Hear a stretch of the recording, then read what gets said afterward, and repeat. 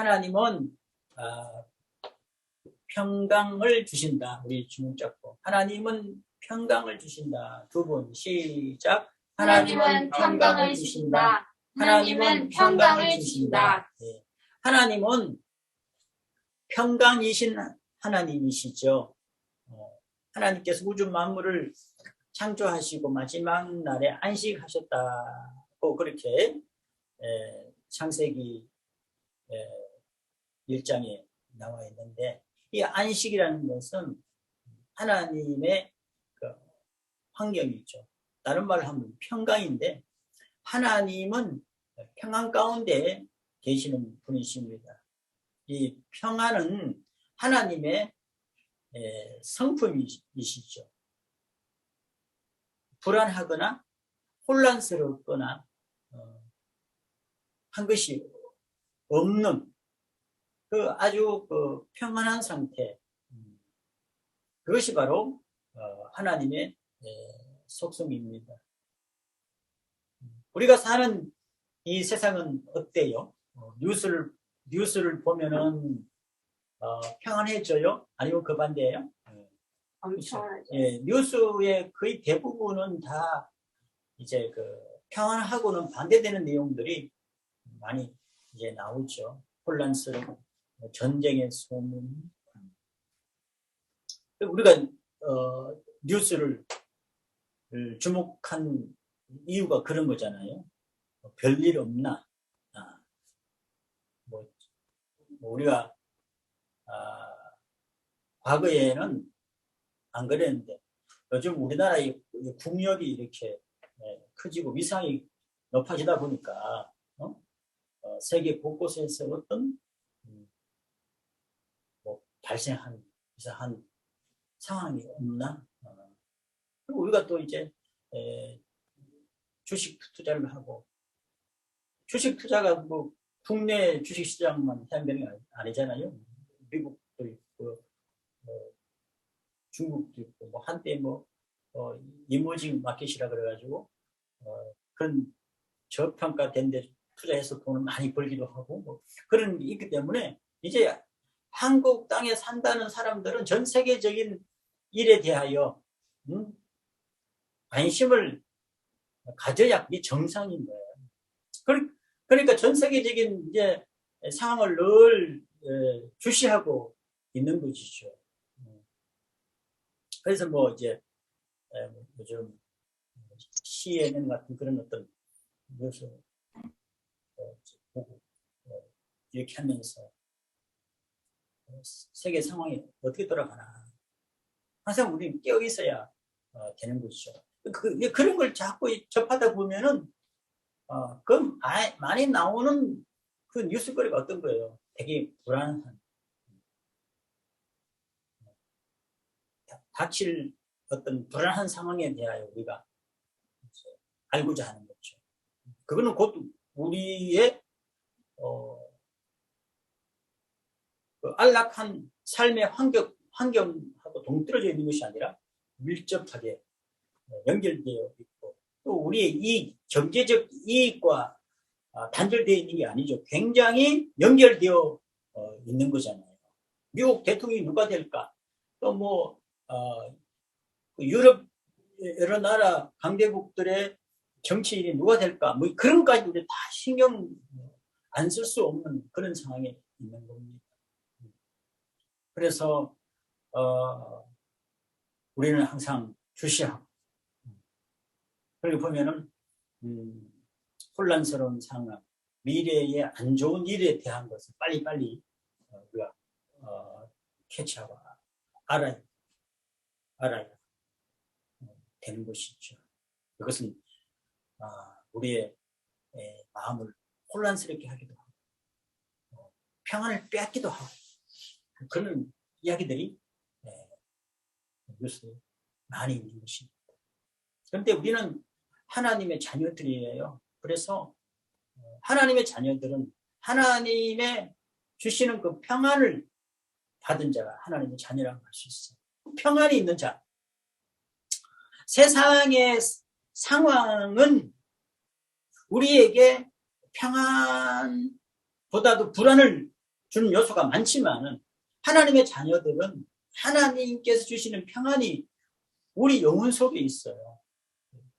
그죠? 외부 환경에 의해서 우리의 어떤 심적 상태가 불안해지고 막 좌우되면은 그거는 좋은 게 아니죠. 어떻게 우리의 평안을 유지할 수 있느냐?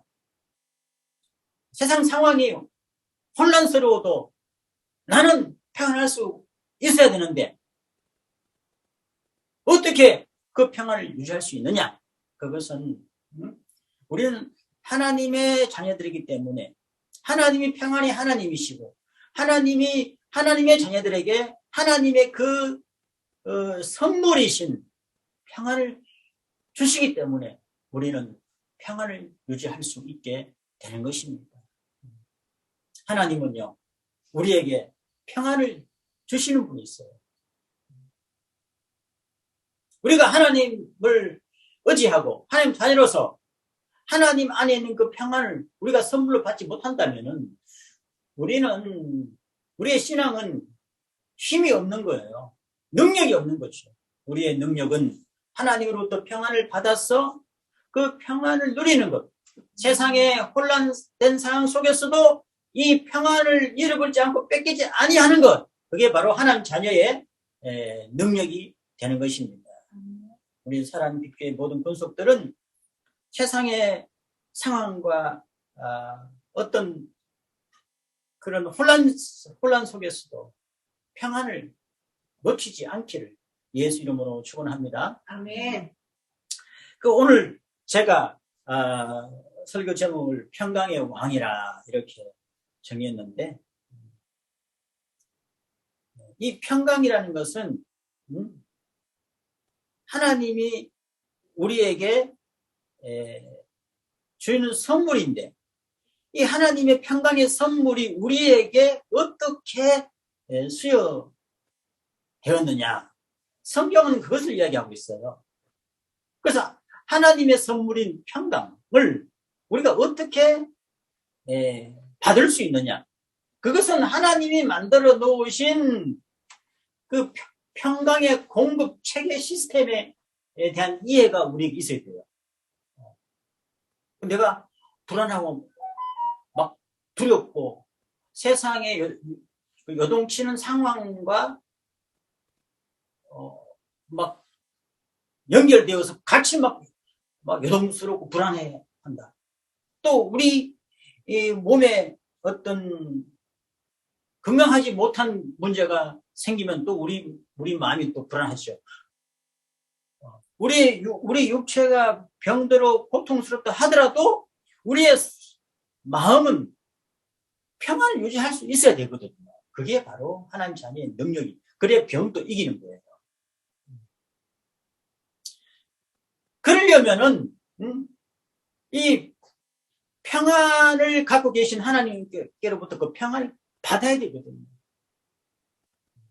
바로 예수 그리스도, 그분은 하나님 안에 있는 평강을 우리에게 쉽게 수여하시기 위해서 우리를 위하여 하신 일이 있어요. 그게 바로 예수 그리스도의 공로입니다. 우리는 예수 그리스도의 공로 득택으로 그 은혜를 받음으로 하나님 안에 있는 하나님의 전유물인 그 평강을 우리도 얻을 수 있는 거예요. 이제 다음 달 12월 달부터 이제 성탄을 준비하게 되는데, 그러면 저도 어제 이태원에 한 바퀴 여러 번 돌아다녔는데 캐롤송이 나오는 가게도 많이 있더라고요. 이 성탄절 때 우리가 캐롤송을 듣게 되는데 그 캐롤송의 그 내용이 많은 부분이 평강이에요. 평강의 왕이 오시니 너희도 평안해라. 이렇게 세상을 향하여 평강의 왕이신 예수를 알려주는 그게 캐롤송이죠. 성탄절을 앞두고 우리가 계속해서 이제 예수 그리스도의 그 성탄에 대한 메시지를 우리가 계속 살펴볼 텐데 그 내용이 뭐냐 하면은 하나님의 평강을 예수님이 우리에게 전달해 주셨다 하는 겁니다. 그래서 오늘 읽은 이사야 9장 전반부 이 내용도 예수 그리스도의 그 탄생 예고. 그 이사야 선지자가 예수 그리스도의 탄생 예고를 하면서 가장 중요하게 다루는 부분이 평강이랍니다. 예수는 평강의 왕이다. 평강의 왕이다. 자, 이사야 선지자가 전해주는 예수 그리스도의 탄생 예언의 그 핵심절을 우리 한번 읽어보겠습니다. 6절. 우리 6절을 다 같이 읽어보겠습니다.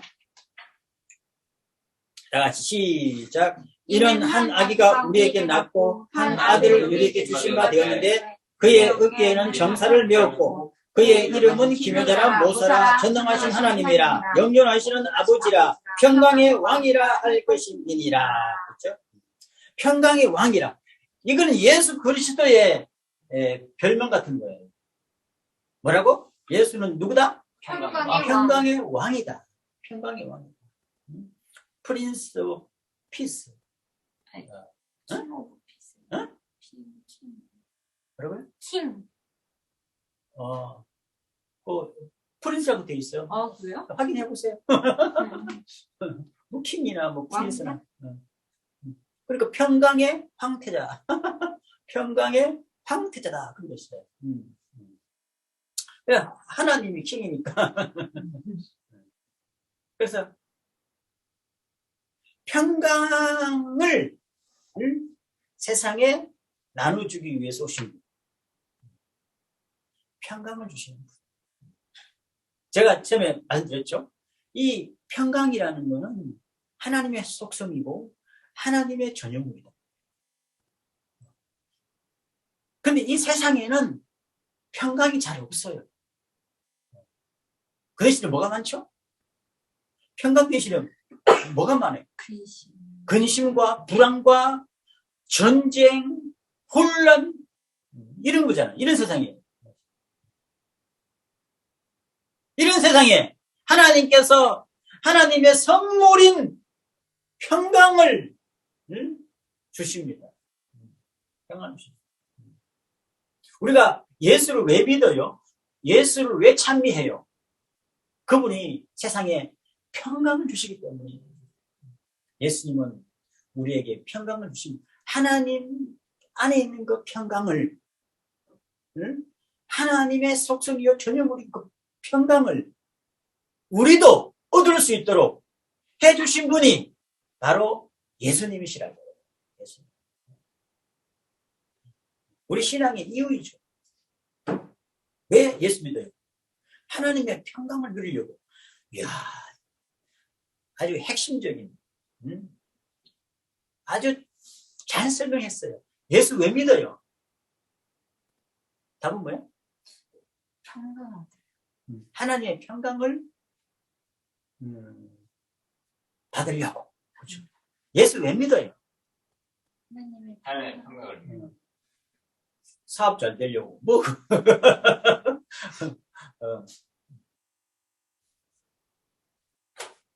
그런데 사업 잘 되는 것이 예수님의 이유가 되죠. 그런데 다 순서가 있다고요.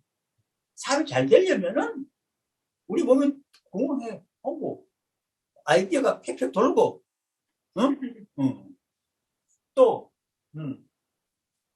막 세상이 막 불안해도, 불안해도 앞날에 대한 분명한 신념을 가지고 쫙 나가는 사람이 사업 성공하는 사람이지. 어떻게, 막 막 불안에 떨고 뭐 이런 사람 사업하면 안 돼. 그런 사람들은 그냥 직장에 취직해가지고 상사가 시킨 대로 네 알았어요. 네. 알았어요. 네. 그렇게 해야 돼. 사업하는 사람은 그렇게 하면 사업은 남들이 뭐라 해? 나는 간다. 이게 내 신념이고 내 비전이야. 간다. 이런 사람이 사업하는 거죠. 그러려면 근데 그런 분 평강이 없어. 그럼 그게 얼마나 힘들겠어요. 여러분 평강 있습니까? 평강 있어요? 네. 남친이 해외 파병 나가도 평강 있어요? 네.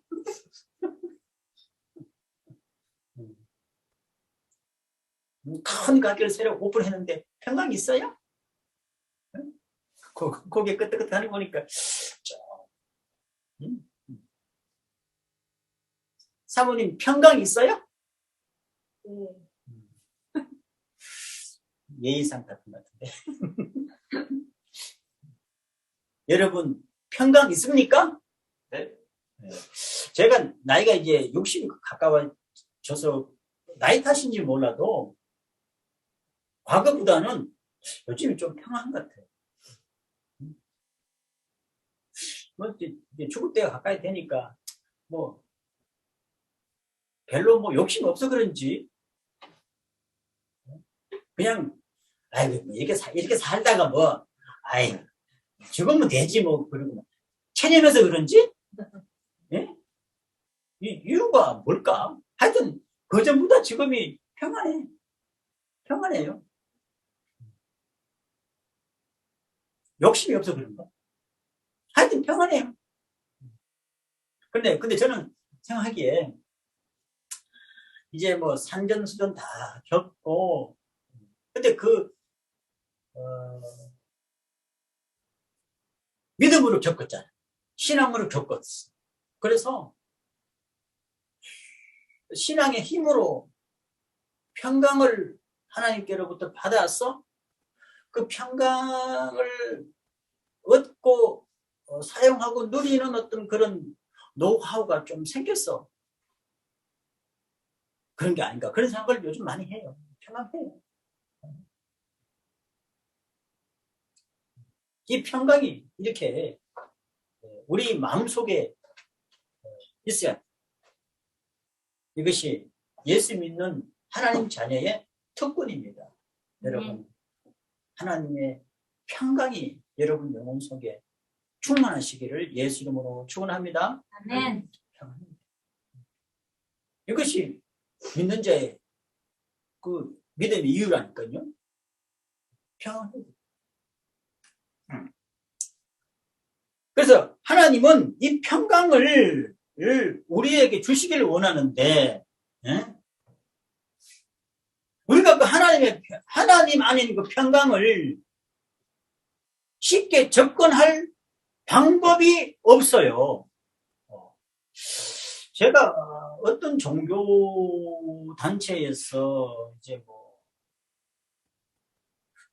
큰 행사를 이제 하는데 하늘을 쳐놓고 거기에 막 사람들이 그 하나님 여기 계신다고 사실은 그 천막 아무것도 없어요.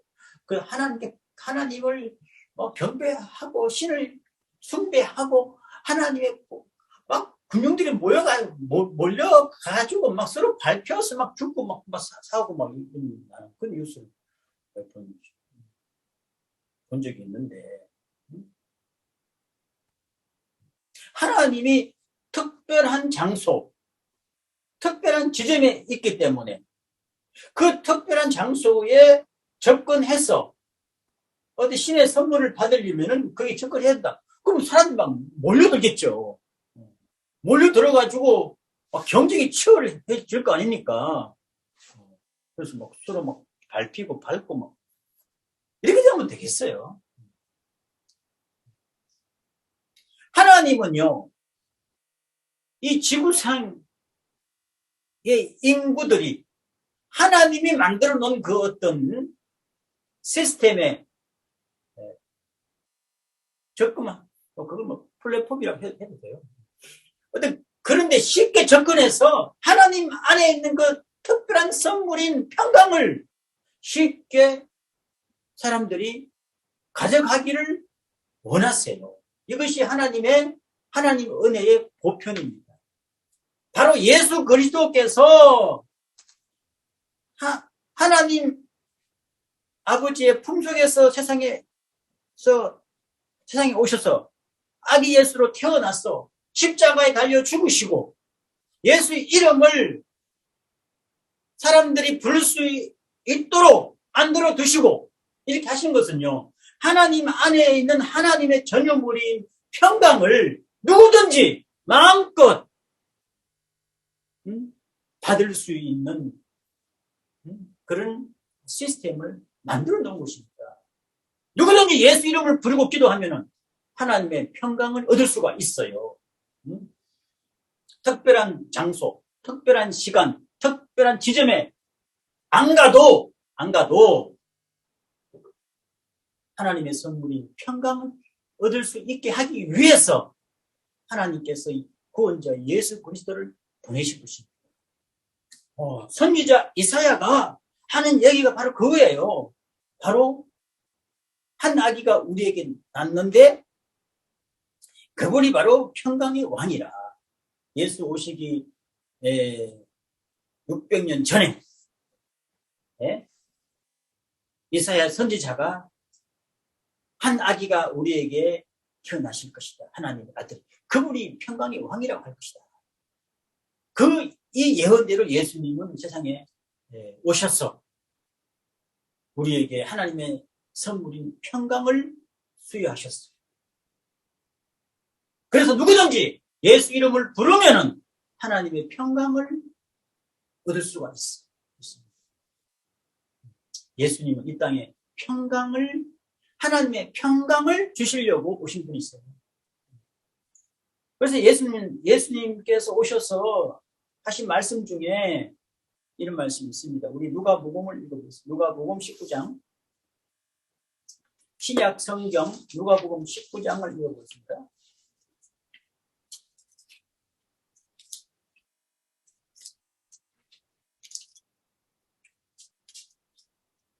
누가복음 19장 42절. 신약 성경 129쪽. 누가복음 19장 42절. 우리 다 같이 읽어보겠습니다. 시작. 이르시되 너도 오늘 평화에 관한 일을 알았더라면 좋을 뻔하였거니와 지금 내 눈에 숨겨졌도다. 이게 예수님이 하신 말씀이 있어요. 예수님께서 공생의 기간 동안에 예루살렘을 여러 번 방문하셨어요. 요한복음에는 예수님이 공생의 기간 동안에 3번에 걸쳐서 예루살렘에 오셨다라고 기록되어 있어요. 이 누가복음의 이 예수님의 이 말씀은 예수님이 그 맨 마지막에 예루살렘을 방문하셨을 때 했던 얘기라고 볼 수 있어요. 그래서 예수님께서 예루살렘에 방문해서 예루살렘 성벽이 들려져 있어요. 성벽. 제가 볼 때는 감람산에서 예루살렘을 바라봤을 것 같아요. 바라보시면서 이렇게 말씀했다는 거예요. 너도 오늘 평화에 관한 일을 알았더라면 너는 누구예요? 예루살렘을 얘기하는 거예요. 예루살렘 도시를 얘기하는, 예루살렘에 사는 사람들을 얘기하는 거겠죠. 너도 오늘 평화에 관한 일을 알았더라면 얼마나 좋았겠니? 평화에 관한 일. 평화에 관한 일은 뭐예요? 평안이 없는 세상에서 평안에 만들어내신 하나님이 그 평안을 주시는 그 일, 어떻게 하면 그 평안을 받을 수 있는지 하는 그 일. 혼란된 세상 속에서 하나님의 평안을 누리는 그 방법, 그런 거겠죠. 평안에 관한 일을 알았더라면 좋을 뻔하였거니와 지금 내 눈에는 숨겨져 있도다. 이 예루살렘은 예수님 시대 때도 그 도시의 이름이 2000년 전에도 예루살렘 이름이 뭐였다고요? 그때도 예루살렘이었어요. 예루살렘이란 뜻은 뭐예요? 예루살렘. 그렇죠. 예루란 말은 뭐냐 하면은 이레라는 뜻이에요. 예비된 거. 여호와 이레. 여호와 이레. 살렘은 살롬이에요. 살롬 평안이에요. 평안. 우리 유태인들 인사할 때 살롬 이렇게 말하죠. 살롬. 그냥 평안해. 평안해. 왜 우리 나라의 인사가 뭐예요? 안녕하세요. 안녕하세요. 똑같은 뜻이에요. 안녕, 살롬 똑같은 말이에요. 우리나라의 저기 인사법 중에 있잖아요. 밤새 안녕하셨어요? 밤새 안 죽고 살아 있어요. 그거든. 밤새 무슨 일이 없었어요? 밤에 무슨 환란이 많이 일어나기 때문에 밤새 안녕하셨어요. 그러니까 살롬이란 말은 평안. 살롬. 안녕하세요. 예루살렘이란 말은 평화가 예비된 도시. 예루살렘. 여러분들이 역사에 대해서 깊이 모른다고 하더라도 예루살렘 아주 막 평화가 넘치는 도시예요.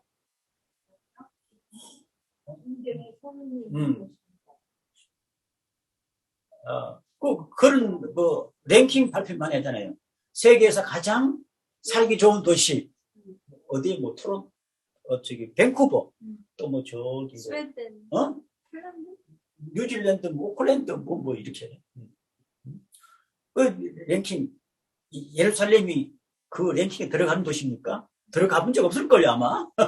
누가 예루살렘을 사람이 살기 좋은 도시에 누가 랭크하겠어요? 항상 전쟁, 미사일이 막 날아오고 얼마 전에 뉴스에도 그랬잖아요. 시리아하고 전쟁이었나? 미사일이 막 날아오고 그 미사일을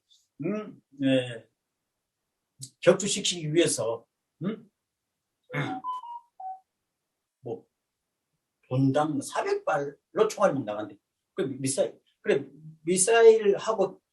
딱 날아오면은 그 레이더에 딱 걸린대요. 그럼 자동으로 분당 400발이 총알이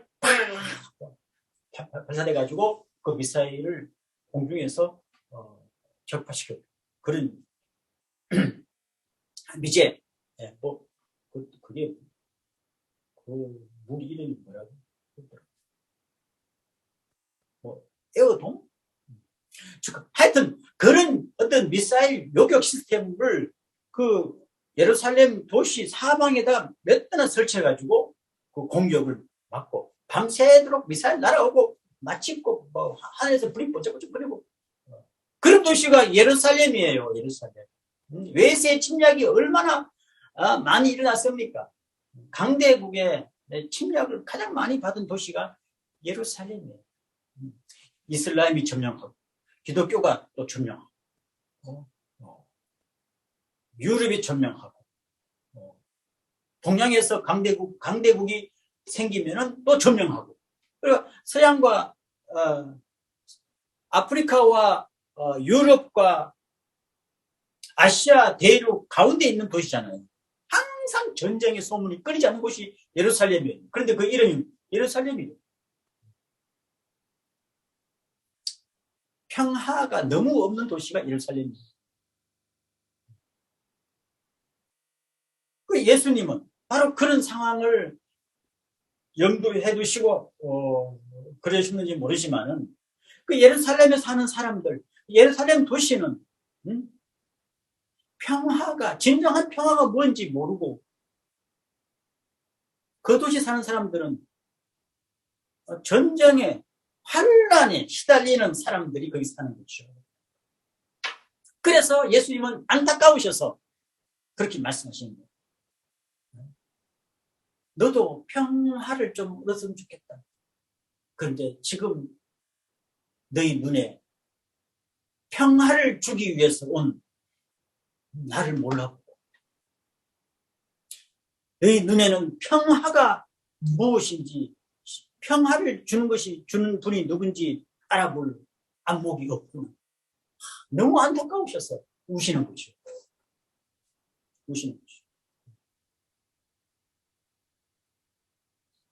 그 성을 보시고 우시며 말씀하셨다 그랬어요. 예수님은요, 이 땅에 하나님의 평강을 주시기 위해서 오신 분이세요. 예수를 믿으면은 하나님의 평강을 얻을 수가 있어요. 하나님의 그 평강이 그 영혼 속에 있는 사람은 사방으로부터 환난이나 어려움이 많이 밀려와도 그 평강을 놓치지 않고 그 평안을 유지할 수 있습니다.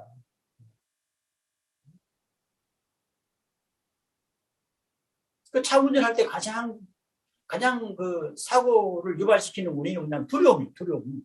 두려워서 빗길에 운전하다가 차가 조금만 흔들거리면은 바퀴가 마음대로 안 되면 두려워서 거풀게 팍 밟잖아요. 그래서 사고 나는 거예요. 눈길에 갈 때 그냥 저속으로 천천히 가면 안 미끄러지거든요. 근데 저기서 차 한 대 미끄러서 온다. 그냥 브레이크 잡거나, 그럼 서로 엉키고 설키고. 그게 다 불안 때문에 생기는 문제예요. 그 평정심을 유지하게 되면요, 눈길이나 빗길에도 운전해도 사고가 잘 안 나요. 사고를 내본 사람의 말입니다. 한때 큰 사고 당해서 지금도 여기 머리에 큰 상처가 있죠. 제가 그 순간을 찰나 0.23초 찰나 순간에 그 평안을 뺏겨버리고 불안감이 음습해요. 그럼 자기도 모르게 반사적으로 행동하죠. 반사적으로 행동하면 안 돼. 반사적으로 행동하는 사람들이 주로 하는 일은 뭐겠어요? 다른 거 없잖아. 급브레이크죠. 급브레이크. 요즘은 ABS, 차세 제어 장치 그런 게 막 돼 있어야 좀 낫는데, 얼마 전까지만 해도 그런 게 없어요. 사고 나면 사고가 뒤집어지고. 평정심을 놓치면 안 돼요. 기도하고 성령의 충만함을 받고 하나님의 평안을 선물로 받아서 어떠한 상황 가운데서도 여러분 마음속에 평안을 유지하시기를 예수 이름으로 축원합니다. 아멘. 할렐루야. 아멘. 그런데 어떻게 그 평강을 우리가 얻고 뺏기지 않고 누릴 수가 있냐고요. 그 방법이 뭐냐고요. 하나님의 전유물인 평강을 하나님께서 예수를 통해서 어떠한 방법으로 우리에게 수여하셨냐 이 말입니다. 그럼 우리는 어떠한 방법으로 그 평안을 얻느냐 이 말입니다. 어떤 방법? 성경에는 하나님의 전유물인 그 평강을 얻을 수 있는 그 방법이 나와 있습니다. 자, 이사야 53장을 봅시다. 구약 성경 이사야 53장.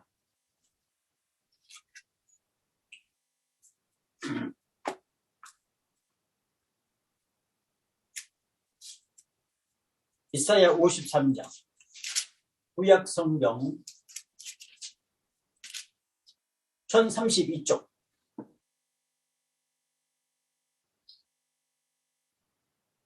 5절.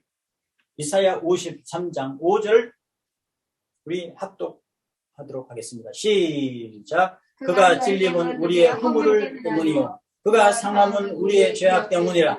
그가 징계를 받음으로 우리가 평화를 누리고 그가 채찍에 맞음으로 우리는 나음을 받았다. 여기서 어떻게 우리가 평화 누린다고요? 하나님께서 우리가 평화 누리게 하시기 위해서 하신 일이 뭐라고요? 그가 징계를 받. 그가 누구예요? 예수님. 예수. 하나님의 아들 예수.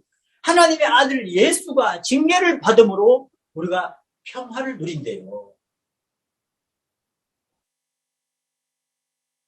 징계가 뭐예요? 징계는 뭐예요? 형벌. 형벌이 징계입니다. 형벌. 쉬운 말로 하면 벌 주는 거예요.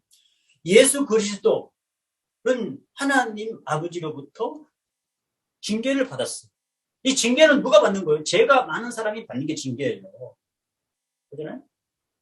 근데 예수 그리스도는 죄가 없는 거예요. 예수 그리스도는요, 동정녀 마리아에게서 태어난 죄 없으신 분이 예수십니다. 근데 그분이 왜 하나님께로부터 징계를 받아요? 왜 징계를 받아? 그 징계를 받은 것은 예수 본인이 죄가 있어서 그런 것이 아니라 우리 인류가 죄이기 때문에 인류의 죄를 대신해서 하나님의 벌을 받는, 우리가 벌을 받고 우리가 다 지옥 가야 마땅한데 하나님께서는 우리를 징계하지 않기 위해서 죄 없으신 하나님의 아들을 보내셔서 그 하나님의 아들에게 하나님 모든 진노 징계를 부으신 거예요. 예수님이 십자가에서 고통을 당하시면서 죽으신 이유는 우리 죄 때문입니다. 우리 죄 때문에 예수께서 대신 징계를 받으신 것입니다. 예수를 믿는다 하면은 이걸 믿는 거예요. 여러분 예수 믿습니까? 아멘. 예수님께서 우리 대신하여 하나님의 징계를 받으셨다. 믿습니까? 아멘. 믿어요? 네. 안 믿는 사람들 많아요. 예수는 정치적 소수파이기 때문에 다수파에게 파워 게임에서 져서 그리 십자가에 처형당한 거다. 역사학자들 많은 사람이 그렇게 얘기합니다. 그 사람들 예수 믿는 얘기 아니죠. 정치적으로 그렇게 해석하는 거지. 그러나 성경 해석은 그게 아니에요. 성경을 믿지 않는 사람들의 정치적 해석을 따르고 하나님의 평안을 안 받기를 원하세요? 성경에서 말하는 하나님의 영적 해석을 따르고 하나님의 평강을 누리기를 원하세요? 그것은 여러분 선택에 달려 있습니다. 선택하게 달려 있어요. 선택하기에. 안 믿을 수도 있고 믿을 수 있어요. 그건 여러분의 자유입니다. 그러나 안 믿는 자에게는 하나님의 평강의 선물을 받을 수가 없어요. 여러분 어떻게 하시겠습니까? 예수를 믿고 하나님의 평강을 선물로 받으실 겁니까? 예수를 안 믿고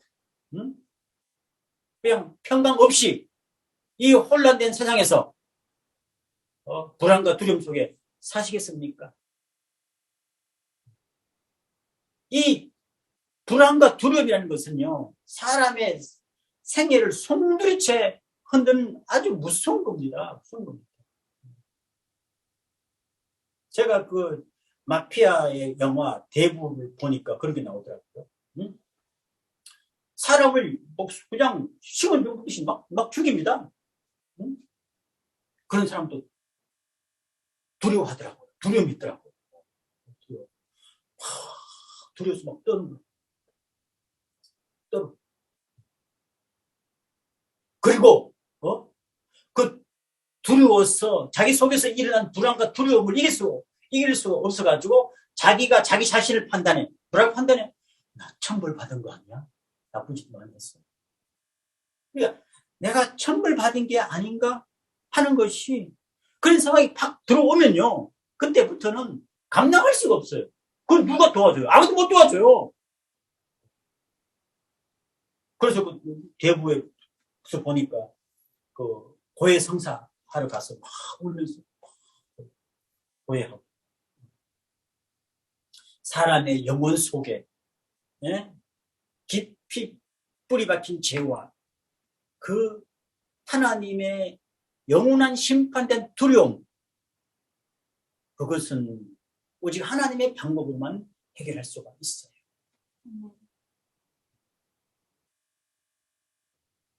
예수를 믿고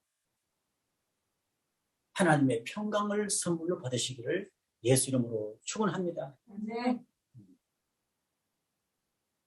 하나님께서 우리에게 하나님의 평강을 주시기 위해서 하나님의 아들 예수 그리스도를 십자가에 못 박으셨어요. 하나님의 아들, 죄 없으신 하나님의 아들에게 징계를 내리셨어요. 우리는 예수 믿기만 하면은 하나님의 그 평강을 누릴 권리가 우리에게 있습니다. 있습니다. 하나님께서 이렇게 만들어 놓은 방법이에요. 허락해 놓은 방법이에요. 하나님이 주신 거예요. 내가 거부만 하지 아니하면 그걸 선물로 받을 수가 있습니다. 할렐루야. 거부하면 못 받아요. 그가 징계를 받음으로 우리가 평화를 누리고, 따라서 합시다. 그가 징계를 받음으로 우리가 평화를 누리고, 그가 징계를 받음으로 우리가 평화를 누리고, 예수님이 징계를 받음으로 내가 평화를 누린다. 예수님이 징계를 받음으로 내가 평화를 누린다. 예수님이 징계를 받으셨어요. 그래서 우리가 하나님의 평안을 누립니다. 할렐루야. 아멘. 예수님께서 징계를 받으셨어요. 이거는 역사적 사실입니다. 이것을 어떻게 해석하느냐, 해석의 문제. 믿느냐 안 믿느냐, 믿음의 문제지. 예? 예수님이 징계를 받고 십자가에 죽은 것은 역사적 사실이에요. 이거는 움직일 수 없는 거예요. 이런 팩트. 그 팩트를 어떻게 해석하느냐. 믿음의 해석을 하시기를 예수 이름으로 축원합니다. 그리고 믿으시기를 예수 이름으로 축원합니다. 믿고 하나님의 평강을 누리시기를 예수 이름으로 축원합니다. 믿고 그가 징계를 받음으로 우리가 평안을 누리고, 믿고 평안을 누리셔야 돼요. 예수를 믿고 평안을 누리셔야 돼요. 아무리 힘든 어려운 일이 있어도 예수 믿는 자는 그렇게 자기 자신을 판단해요. 내가 천벌을 받았나? 이런 자꾸 자기 하는 이런 그 고뇌의 독백은 우리 평생에 없어야 돼요. 우리 평생에 없어야 돼요. 천하의 악당들이 그렇게, 예수 믿지 않는 천하의 악당들이 그렇게 자기 자신을 판단하는 것이지. 예수 믿는 사람들은 절대로 안 합니다. 내가 잘못되면 어떡해? 망하면 어떡해? 우리 평생에 이런 고백은 없습니다. 없습니다. 이런 생각은 추워도 없어요. 믿는 자들에게는 이런 생각이 없는 겁니다. 왜냐? 예수님이 다 담당하셨기 때문에. 예수님이 징계를 받으셨기 때문에. 예수님이 채찍에 맞으심으로 우리의 병도 나았는 거예요. 우리는 평생에 예수님께서 징계를 나를 대신하여 받으심으로 내가 하나님의 평안을 받았다는 이 믿음으로 항상 평안을 누리고, 어떠한 상황에서 평안을 뺏기지 아니하고 평안 가운데 승리하는 진정 능력 있는 하나님의 자녀가 되시기를 예수 이름으로 축원합니다. 아멘. 우리 시간에 다 같이 기도합시다. 하나님 아버지, 예수님께서 나를 대신하여 하나님의 징계를 받으심으로 내가 평안을 누립니다. 내가 하나님의 평안을 얻기 위하여 항상 예수의 공로를 인정하고 그 앞에 무릎을 꿇고 예수 이름을 부르고 기도합니다. 하나님의 평강을 내게 내 영혼에 충만히 채워주셔서 어떠한 환난 가운데서도 두려워하거나 불안에 떨지 않고 나를 도와주시옵소서. 우리 시간에